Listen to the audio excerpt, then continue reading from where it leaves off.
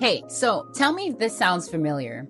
You get home from work and you're completely tired. I mean, your brain is fried, your body is done, and suddenly it's 10 p.m. And you've been scrolling, you've been snacking, and you've been zoning out for hours. And you know what? It's not just you. And no, it's not laziness either. What you're probably dealing with is decision fatigue. And guys, this is a real science-backed mental burnout that really kicks in after a full day of choices, of tasks, and let's be real, stress. So when your brain defaults to the easiest options like Netflix, like Uber Eats, or doom scrolling, it's literally just trying to survive. But here's the kicker. Those few hours between clocking out and going to bed, that's prime time. That's real life. And how you spend that window can either drain you more or genuinely refuel you. So in this video, we're walking through 7 small science-backed micro habits that take under 15 minutes each. No pressure to do them all. Just pick 1 or 2 that truly fits into your evening. Tiny changes, real impact. Let's get into it.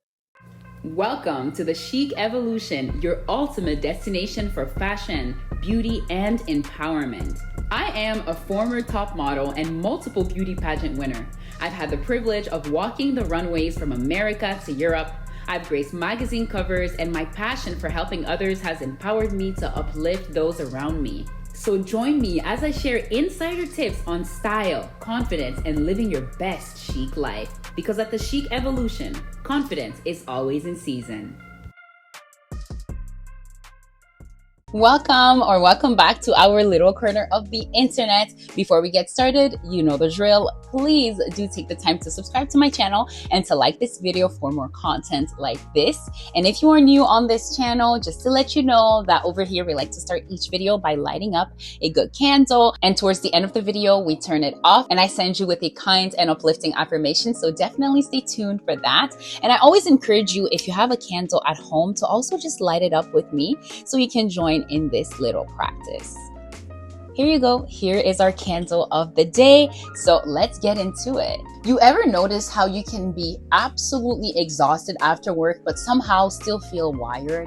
Like your body wants rest, but your brain's racing through every awkward moment of the day. Every thought of, oh, I should have said that instead. Yeah. Those thoughts don't just magically stop just because you're home now. They stay looping, quietly eating away at your peace. That's why one of the most game-changing micro habits you can do after work is something deceptively simple, a brain dump. Now, let me be clear. This isn't journaling in the traditional or romanticized sense. You're not writing poetry or gratitude list of profound life reflections. You're not even trying to make sense. You're just getting the chaos out of your head, unfiltered, messy, no grammar rules, no structure, just out. It can be as simple as opening the Notes app on your phone or grabbing a random notebook and letting your brain rant freely for 5 to 10 minutes. It might sound something like, why did I agree to that extra shift? I still haven't bought those garbage bags. Did I even respond to that email? I'm so tired, but I'm so restless. Did I call mom back? And you know, it can be mundane or deep or just noise. It really doesn't matter. What matters is that your mind finally gets a safe place to land all those stray thoughts instead of carrying them like invisible weights. And the thing is, this isn't just a cute productive hack. It's backed by real science. So according to research from the University of Texas, expressive writing, even just for a few minutes of it, helps reduce intrusive thoughts, regulate emotions, and even boost immune function. In other words, dumping your thoughts can literally help you mentally and physically declutter. It's like taking out the trash, but for your head. There's also a neuroscience angle to this. When you write things down, especially things that feel unsolved or stressful, it offloads them from your working memory, which is like the brain's short-term task list. And once that memory space frees up, your mind no longer needs to keep pinging you with reminders, overthinking, or background anxiety. Dr. Ethan Kross, who is a great neuroscientist and author of Chatter, calls this the distance effect. So when you externalize your thoughts, whether by writing them, by speaking them, or even typing them into your notes app, you create psychological distance from them. Suddenly, your thoughts stop feeling like they are you and start feeling like something you have. So that space makes it easier to reflect, to release, or just to move on. What's wild is that when the brain dump is ugly or makes no sense, it still works. I've had so many random brain dumps, something like, I forgot my umbrella. Ooh, don't forget to send that text tomorrow. That TikTok video lives rent-free in my head. And somehow, after typing that out, I felt lighter. Because here's the thing, your brain is not meant to be a hard drive. It's not designed to store everything. You know what it's meant for? It's meant to process, not hoard. And when we keep all of those tabs open, those thoughts that never get resolved or expressed, it's really like running 20 apps at once on an old phone. Of course, you're going to feel laggy. Of course, you're going to feel frustrated and drained. So instead, you close the tabs, you brain dump. And I get it, there's resistance to doing it. Sometimes we think, I don't have time for that today, or it won't help, or even I don't want to face those messy thoughts right now. This habit doesn't ask you to solve anything. It just asks you to release. You don't need to have insight. You don't need a plan. You're not trying to fix the thoughts. You're just letting them exist somewhere that isn't your nervous system. And what I've noticed, and what so many others have echoed, is that sleep gets easier. You stop laying in bed playing mental ping pong with all the unsolved thoughts, all the unsolved stuff. You stop rehashing conversations in your head at 1 a.m. You don't eliminate overthinking, but you give it a healthy outlet. And that's what your evening should be, a place where your brain can exhale. So what does this look like practically? It can be as simple as this. You get home, you put your bag down, sit on the couch or on your bed, and open your notes app. Type without thinking, just for 5 minutes. No editing, no formatting.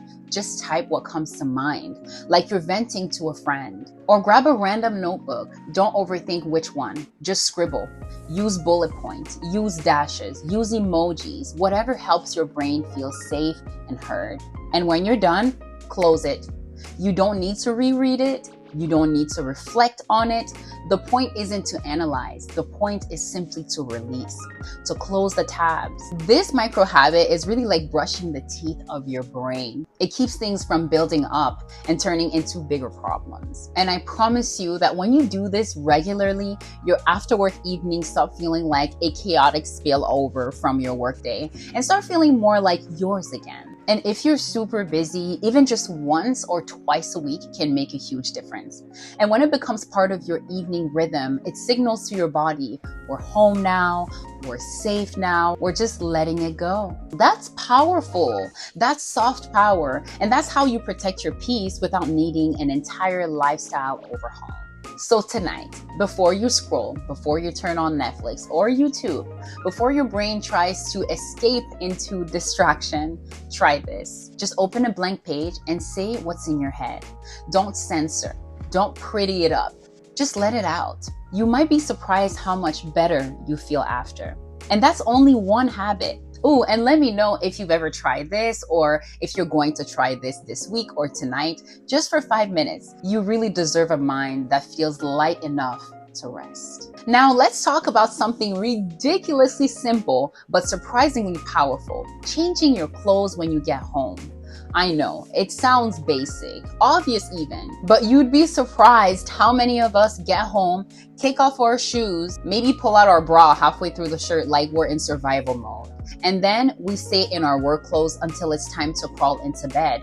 Or worse, we end up falling asleep in them. And what we don't realize is how much that tiny choice, staying in the same clothes, actually keeps our brain in a subtle state of alertness. Like we're never officially clocked out. Here's the thing. Your body listens to cues. And one of the most overlooked cues is clothing. When you stay in your work outfit, even if you're technically home, your brain stays slightly wired, slightly on. It's like your body is still waiting for another meeting or another task to be added to your list. No wonder you're feeling tense. No wonder you're on focus or too mentally fried to even enjoy the evening or make a nice dinner. That's why one of the most effective after-work micro habits you can build is what I call off-duty outfit ritual. It's not about changing into pajamas at 6 p.m. It's really about just transitioning, putting on something that feels cozy but intentional, soft but still makes you feel like a person. So basically something that's not I gave up on myself, but is also not I'm still trying to impress on a Zoom call either. It could be a matching loungewear set, a robe that feels like a warm hug, a ribbed tank, and loose linen pants. It's not for everyone. The key here is that it must feel like you're home. And this isn't just about comfort or aesthetic. There's an actual scientific concept behind all of this. And psychologists call it enclothed cognition, which is basically the idea that what you wear affects how you think, how you act, and even how you feel emotionally. There was a study published in the Journal of Experimental Social Psychology where researchers gave people white coat labs to wear. Oh my God, you have to hear this, okay? They told one group that it was a doctor's coat, and they told the other group that it was a painter's mock. Guess what? Guess what? The group who thought they were wearing doctor's coats performed significantly better on attention-related tasks just because of the associations their brain made with the clothing.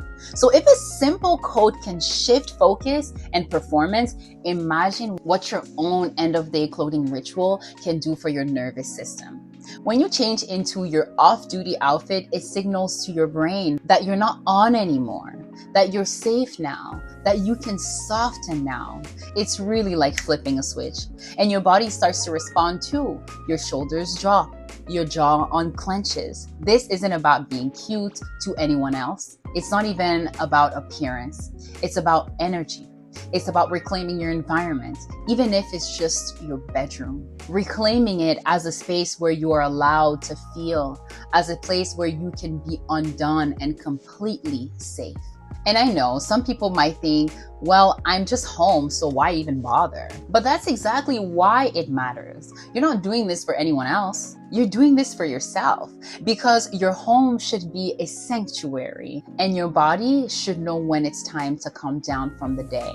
I also want to clarify this. This isn't about consumerism. So no, you absolutely do not need to go out and buy a bunch of aesthetic matching sets. If you already have a cozy old t-shirt that already makes you feel like a hug or makes you feel comfortable, or an old pair of sweats that feel like a cloud, that's perfect. The goal here isn't to look like a Pinterest board. The goal is to feel different, feel grounded, to feel home. There's also a psychological element here called context-dependent memory. So this basically means that your environment influences how you think and how you feel. So when you wear the same clothes in the same space all day, your brain doesn't separate work mode from rest mode. But when you change, even in the same apartment, you create a new context. And that really helps your brain remember, this is where I can soften. This is where I can breathe. And you'll start to notice subtle benefits over time. You might feel calmer in the evenings. You might resist the urge to immediately scroll for 2 hours. You might even find it easier to transition into restful activities like reading, like journaling, or just laying on the couch staring at the ceiling without feeling guilty. You know why? Because your body knows that you are now off the clock. And that's the thing about rituals. They don't need to be long, they don't need to be fancy, they just need to be consistent and meaningful. And the clothes, they're one of the easiest tools we have. So if your evenings feel scattered, overstimulated, or it feels like just another extension of your workday, try this. So the moment you get home or after your landing ritual, go change. Not into whatever's closest on the floor, but into something that feels like you, the relaxed, grounded, off-duty version of you. Please don't wait until bedtime. Don't scroll first. Don't say, I'll do this later. Just change, because that little act tells your whole system we're in a different chapter now. And that chapter gets to feel soft. It gets to feel warm and entirely your own. So tonight, Pick an outfit that feels like rest, like home, like peace. So here's one of the most underrated habits for after work. 15 minutes of complete silence. No music, no podcast, no Netflix, no YouTube videos in the background, no scrolling, just quiet. It sounds simple, almost too simple to matter. But for a mind that's been in overdrive all day, silence isn't just refreshing, it's like medicine. After being bombarded with pings, with notifications, with conversations, with meetings, decisions, and honestly, endless input, the nervous system after all of that is running hot. And yet, the moment the front door closes, it's almost instinctual to replace the day's chaos with more noise. And by more noise, I really mean through playlists, group chats, TikTok, Facebook, Netflix playing in the background, YouTube playing in the background. Are you doing that right now? The modern brain is overstimulated, and the truth is it's not wired to be constantly absorbing this much content. Even when the content is positive or relaxing, guess what? It's still stimulation. And that stimulation really keeps the body in a mild state of alertness, tension really beneath the surface. And over time, that input compounds into feelings many people now know too well, burnouts. So what helps? A conscious pause, 15 minutes of stillness, no phone, no sound, no trying to be productive or trying to entertain. Just sitting on a couch, on the floor, on your bed, by a window, and letting the mind and body just exhale. And there's real science behind this. So the body has two main operating systems. The first one is the sympathetic nervous system, responsible for flight or fight. And then we have the parasympathetic nervous system, which is responsible for rest and digest. So during a busy workday, the sympathetic system often dominates, of course. That's the mode that gets things done. But it's also the mode that keeps stress hormones like cortisol elevated. And according to neuroscience research, quiet stillness actually helps activate the parasympathetic response. When external input is removed, so sound, conversations, screens, the body finally gets a signal that it's safe to just let go. Your heart rate slows down. Breathing deepens, muscles unclenched, and most importantly, the mind gets a chance to stop scanning for the next thing. So there's a phrase in polyvagal theory, which is a branch of neuropsychology that studies the vagus nerve and stress regulation. It's called coming into ventral vagal state, which is really the state of calm, the state of connection, groundedness, and safety. It's not sleep, it's not distraction, it's deep presence. And it starts with silence. At first, those 15 minutes might feel awkward and even agitating and super long. The mind may race. The hands may start to reach for your phone again, automatically, just out of habit. That's normal. That's the body detoxing from overstimulation. It's okay. Just let it happen. There's no need to force stillness to feel good right away. The point isn't to be zen. It's simply to pause. Just think of it this way, okay? Think of it like a child who's been up too long without a nap. They may get fussy, they may get impatient, overstimulated. Adults do the same thing. Just with coffee, we do that with deadlines, we do that with endless notifications. Babies cry, adults, we shut down and call it burnout. Both need the same thing, a reset. And the reset doesn't come from collapsing into bed or numbing out with another show online. It comes from giving the nervous system what it's been asking for so long, just quiet. And the beauty of this habit is that it doesn't require any prep or tools. There's no need for incense, meditation cushions, or a perfect environment. Not at all. All it takes here is turning everything off for 15 minutes. That's it.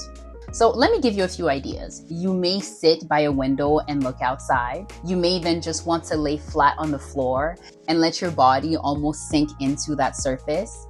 You may sit on the bed and stare at the ceiling. Let the eyes wander. Let your shoulders drop. Let the mind do whatever it wants to do. And if thoughts race, that's okay. If boredom sets in, that's also okay. The nervous system is unlearning overstimulation.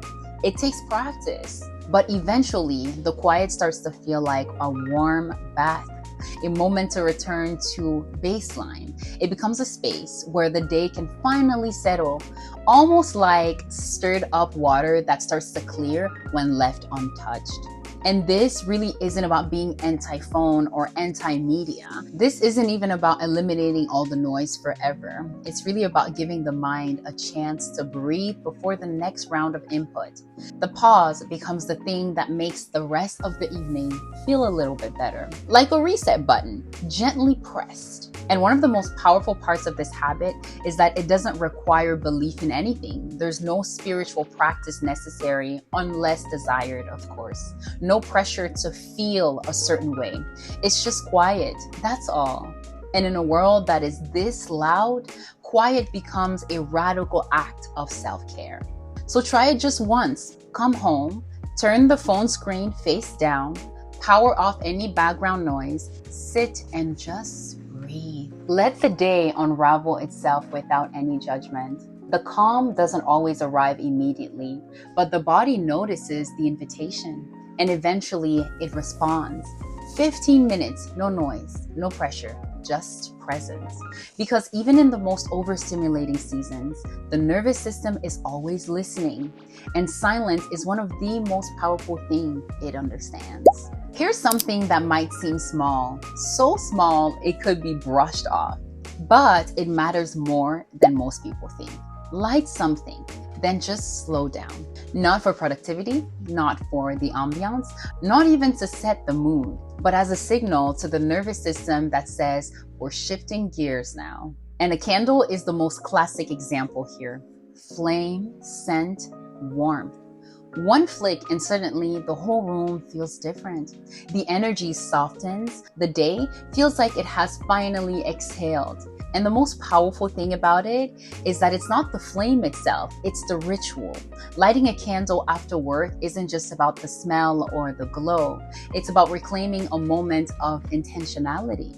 It's really about doing one small thing on purpose in a world that often pulls us into 10 different directions at once. Sometimes it feels like that.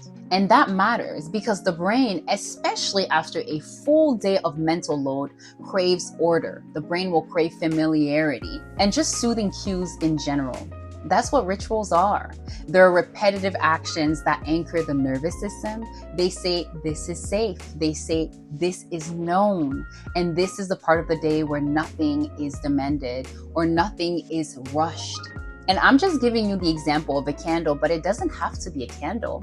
It could be a slow tea ritual. It could be washing the face with intention as soon as you get home, not rushing through it like another chore, but truly just feeling the water on your face, the temperature, the act of caring. It could be folding a towel like it's being placed in a boutique spa. Not because it has to be perfect, but because the softness itself and the slowness of it is the point. These small acts bring people back into the body. There's actual neuroscience behind this. So when engaging in repetitive, intentional actions, especially sensory-based ones like lighting a flame or making tea, the vagus nerve is activated.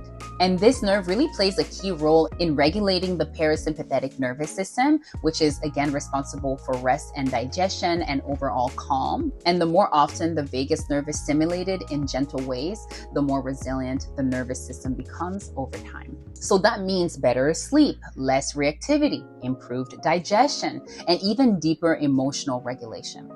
On top of this, a 2010 study published in Frontiers in Human Neuroscience found that simple rituals, especially those involving tactile engagement and breath, are powerful triggers for shifting the body out of fight or flight mode and into a state of grounded calm. And yet, with all of this scientific information, rituals are often misunderstood. People associate them with religion or formality or needed to do it right. But the truth is, a ritual can be as simple as pouring tea the same way every evening. It could be dimming the lights or just misting the pillows with lavender. It's really the consistency and intention that makes it sacred, not the action itself. So often after work, people chase relaxation by distraction. Turn on a show, scroll the phone, jump from one thing to the next. But distraction rarely leads to restoration. It might pause the noise, but it doesn't restore presence. Ritual does. It slows everything down, not in a sluggish way, but in a soothing way. It's like telling your mind, hey, you don't have to hurry anymore. That's why even one tiny action can change the whole evening. There's also a psychological term here called behavioral priming, which refers to how certain actions trigger emotional states. For example, lighting a candle consistently at the start of an evening eventually conditions the brain to associate that moment with calm. It really becomes cue. And over time, just the act of striking the match or inhaling the scent can reduce tension. You know why? Because the brain links it to a safe, peaceful state.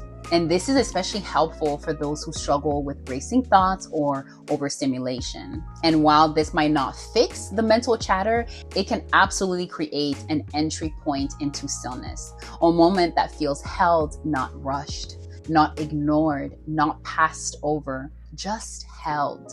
Another reason why this habit is so effective is because it invites presence without performance. No one is watching here. No one is grading the ritual.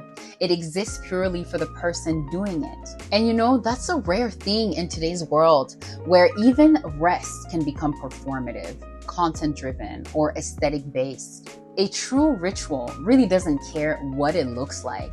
It only asks that the person doing it be there fully. For 5 minutes, for 10 minutes, however long it takes to feel that shift. And sometimes that's all the evening needs. Not more time, not more tasks, definitely not more tasks, but more moments that feel sacred. And that's really what changes the texture of life after work. That's what makes the hours between done for the day and ready for bed feel like life again, not just leftover time from work. So here's a gentle invitation. Pick something small, light a candle, brew a warm drink, dim the lights, mist the pillow, run warm water over the hands for 1 whole minute without rushing it.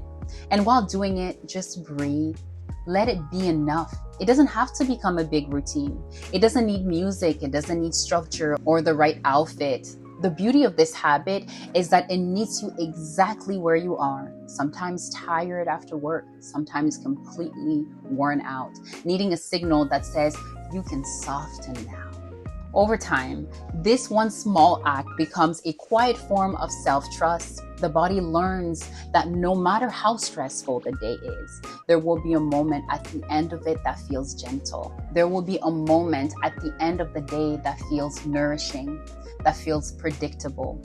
And that's a true ritual. That's what true rituals do. They create space. They don't require performance. And they don't demand anything except presence. So tonight, light something, not to set the vibe, not to be productive, not to perform relaxation, but to remind the body that the day is over and peace is allowed. So let that flame, let that motion, that simple act become a doorway into the evening that was always meant to feel sacred.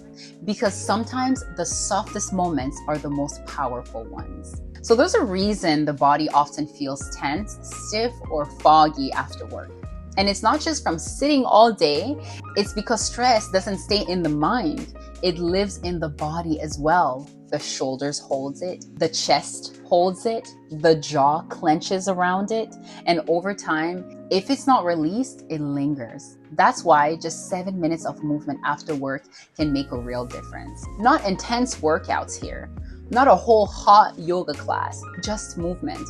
Gentle, random, playful even. Movement doesn't care what it looks like, only how it feels. Because here's what the science says. Any movement changes brain chemistry.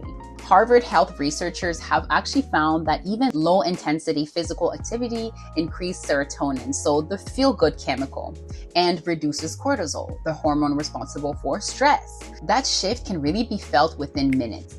And it doesn't need to be structured. It doesn't need a mat or even a workout app or a 30-day challenge. Just 7 minutes of rolling out the wrists, It could just be stretching the arms. It could be squatting for a few times, or it could just be dancing like no one is watching in the kitchen. It all counts because the body doesn't need perfection. It just needs permission to move. And after a full day of being seated, being mentally on, and just holding in emotions that just couldn't be expressed during meetings or commutes or calls, the body becomes a container of unprocessed tension. Movement helps process that. It says to the nervous system, we're not stuck, we're flowing now. This is especially helpful in the evening when the energy is already depleted and motivation feels low. It's really easy to believe that if it's not a full workout, it doesn't matter, but that belief is so outdated. The nervous system does not need perfection, it needs regulation. And even a short movement session, 7 minutes of intention, can really begin to bring back the balance in your life. There's also something called neuromuscular discharge, which is a fancy way of just saying when muscles move, they help discharge built up emotional stress from the body. This is why animals shake after experiencing stress. It's really just a biological reset. And humans, obviously, we can benefit from the same release by simply moving gently and consistently. One of the best ways to approach this habit is to just make it light and unstructured. Turn on a playlist here. Nothing specific, just something that makes the body want to sway a little. You can start with your wrist. Again, just circle them around slowly. You can go for your neck and do the same thing. The shoulders, roll them as well. Let the spine move. No choreography, no mirrors, just presence. The goal isn't to burn calories here. The goal is simply to just shift the energy. And on days when movement doesn't happen, the difference is so noticeable. The body feels heavier, thoughts are stickier, and sleep can feel more restless. And that's simply because the energy that could have been moved out stayed trapped inside. It's really helpful to think of this habit like brushing teeth. It doesn't have to be perfect. It doesn't even have to be exciting. It just has to happen regularly. Because the goal isn't performance, it's hygiene, emotional hygiene. I would say nervous system hygiene here. Movement becomes the rinse cycle for all the stress the day dumped onto your body. And over time, this 7-minute ritual becomes something the body actually craves. It starts sending the little signals, hey, we need to stretch today. We need to shake this off a little. And when that signal is actually honored, there's a sense of clarity that follows, a lightness, like space opened up from the inside out. Movement is also deeply connected to body awareness, the ability to feel the body's needs, boundaries, and cues. When movement is completely avoided or neglected, the connection weakens. But regular intentional motion, even just 7 minutes, restores that connection. It becomes easier to sense when something is off, when stress is really just creeping in, or when rest is truly needed. There's no need to overthink what kind of movement to do. What really matters is that the body is invited back into that equation. Like it's not just being carried around all day like a vehicle for the mind. It gets to participate in the evening too. This practice can even be paired with another ritual like lighting a candle first or opening a window, creating a little space, turning off headlights, letting the body move in soft lighting with soft energy. And that pairing of ritual and movement creates a calming rhythm that marks the start of off-duty mode. And for anyone thinking 7 minutes isn't enough, here's the truth. Consistency is more powerful than intensity. 7 minutes every day outperforms 1 whole hour a week. And for someone who's exhausted after work, 7 minutes is often the most realistic and sustainable place to start. The body knows how to build from there when it's ready. And this doesn't have to be done in workout clothes. It can happen in sweatpants, in a robe, in socks, or barefoot.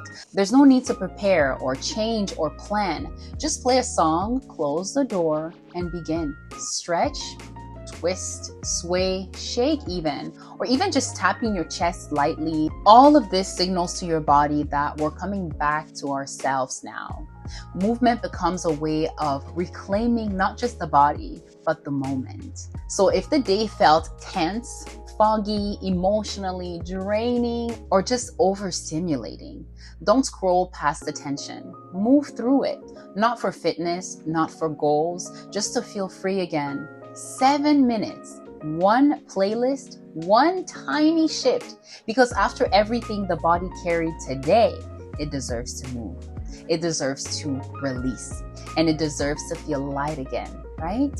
There is a strange kind of exhaustion that shows up at the end of a busy day, where hours were filled, tasks were handled, messages were sent, responsibilities were met, but it still feels like nothing was truly accomplished. Have you ever felt that? That feeling, it's not a lack of productivity, it's a lack of recognition. The brain naturally focuses on what's incomplete, what wasn't perfect, or what could have been done better. This is known in psychology as the negative bias, a survival-based tendency to focus on what's missing or what's threatening rather than what's going well. It's really how the human mind evolved to protect itself, to be honest.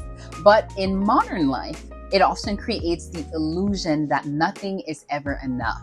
That's why a powerful micro habit to include in the after work routine is this. Write down one tiny win. Just one. Nothing grand, nothing Instagram worthy, just something that went right, something that was handled, something that deserves quiet acknowledgement. It could be something as simple as, I spoke up in that meeting today, even though I was nervous at first. I answered the message I was avoiding this whole time. I made my bed. I called my mom back. I didn't skip lunch. I took a break when I needed one. Tiny, personal, real.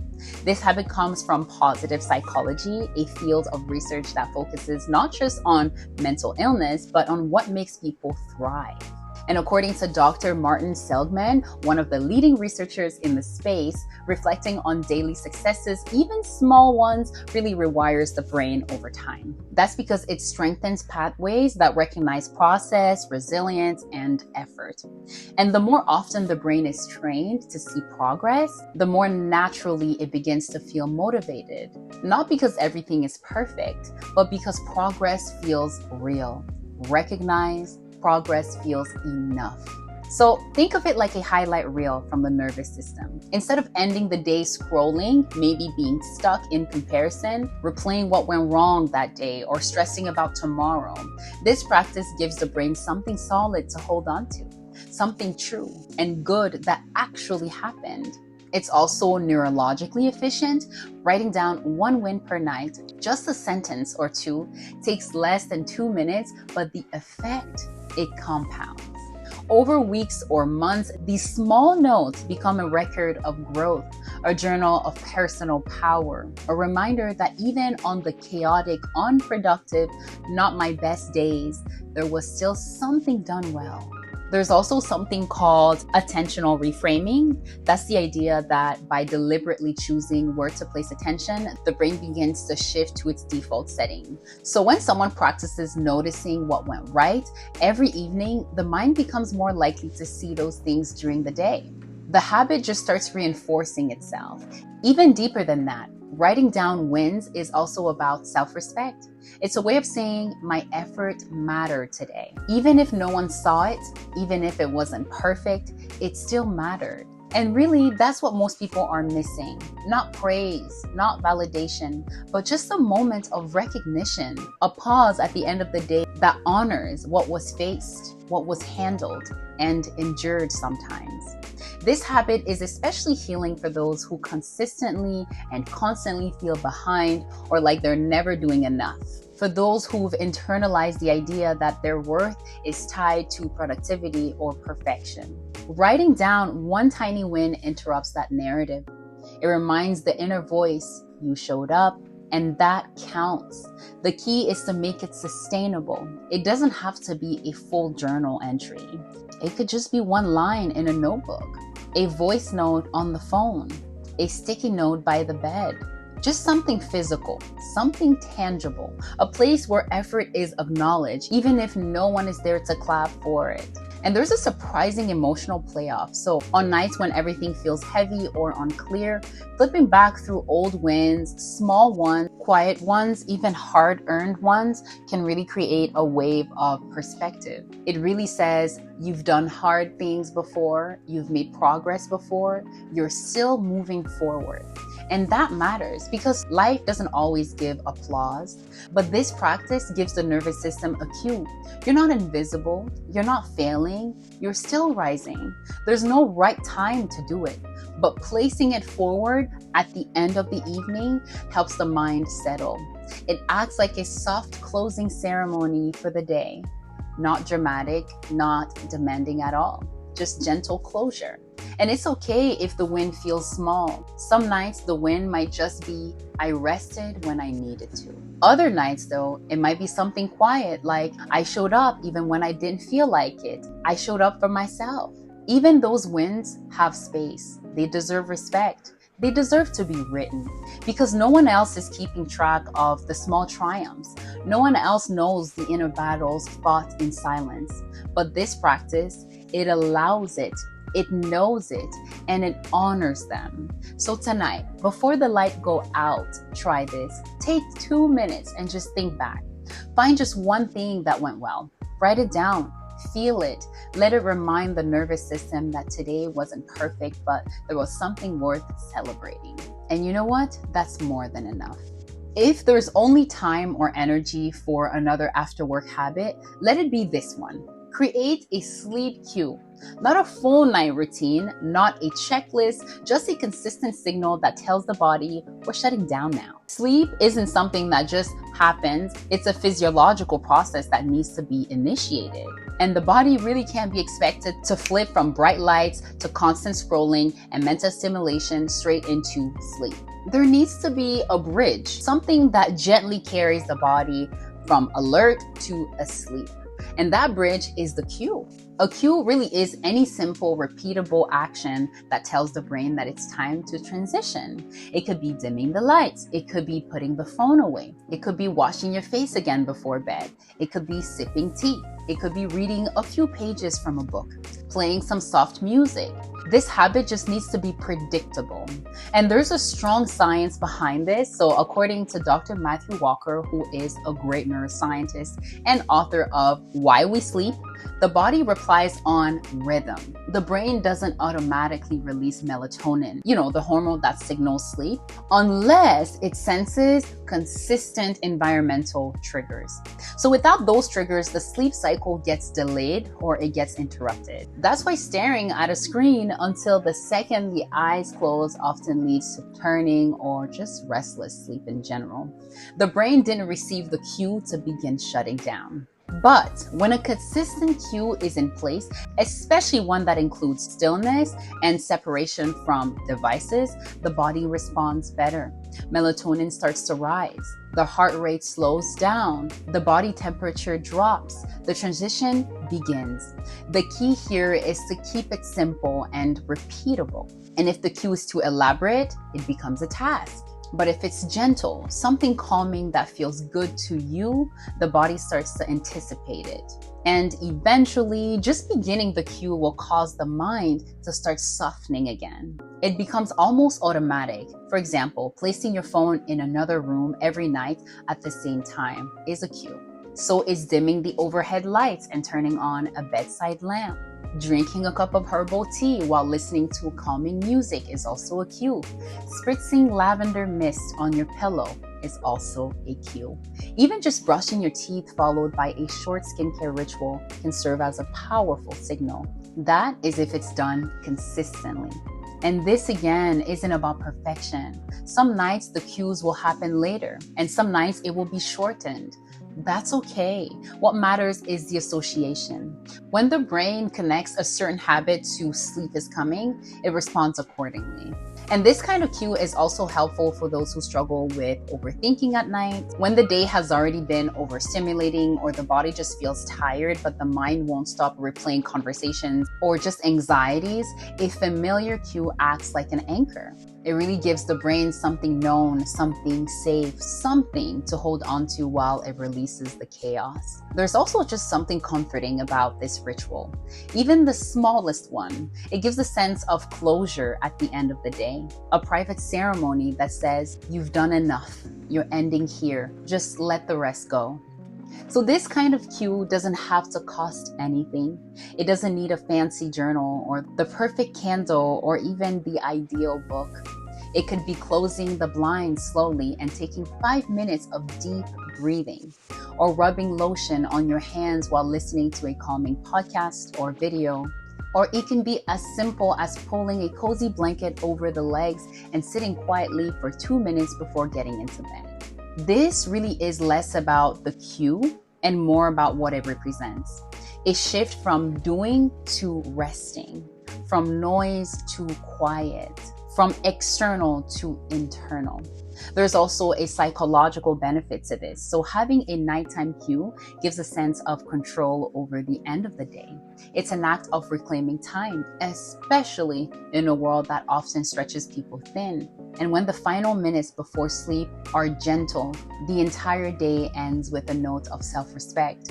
And over time, this habit creates rhythm. The body knows what's coming. The nervous system just starts to relax earlier. Sleep becomes easier, it becomes deeper, more restorative. It really stops being a battle and starts being a natural flow.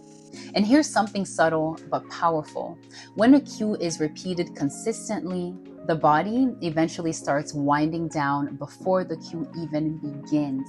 That's called anticipatory relaxation. It's like Pavlov's dog, only instead of salivating at a bell, the body starts releasing tension at the sight of a familiar bedtime signal. And in a world where so many people struggle to fall asleep or just stay asleep, that kind of internal rhythm is golden. So, if this evening feels chaotic, overstimulated, or rushed, try one cue, just one. Pick something gentle, something easy, and do it for 5 nights in a row, not because it guarantees perfect sleep, but because it begins a conversation with the body that says, let's rest, let's recover, let's close the day with care. It's not about achieving the perfect wind down routine. No, it's really about honoring the transition. Even a small one can change everything. So tonight, before climbing into bed, pause, do something that feels like closure, something that signals peace. That's the cue. That's the bridge. That's the beginning of better sleep and softer nights. Because rest isn't luxury, it's a reset button that allows everything else to function. And it starts with a quiet cue. And that's it. These tips may seem super small, but they're designed to meet real life where it is, busy, tired, and in need of something that actually works. The time after work isn't leftover time, it's where restoration begins. So my question for you is, which of these ones are you most curious to try? Or is there one that you're already doing? Let's just chat in the comment section. And if this video brought you a little peace or clarity, feel free to like, share it with someone who could use a little reset or just a reminder to rest. And obviously, subscribe for more calm, grounded habits that actually fit real life. And now, before I let you go, you know our little tradition here, our little ritual.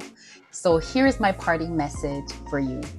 My chic babes, until our next encounter, let your uniqueness shine. Let your self-love grow and let your confidence inspire. And I will see you when? I will see you sooner than later. There you go. It is a wrap. It's a wrap. It's a wrap. Hey, hey.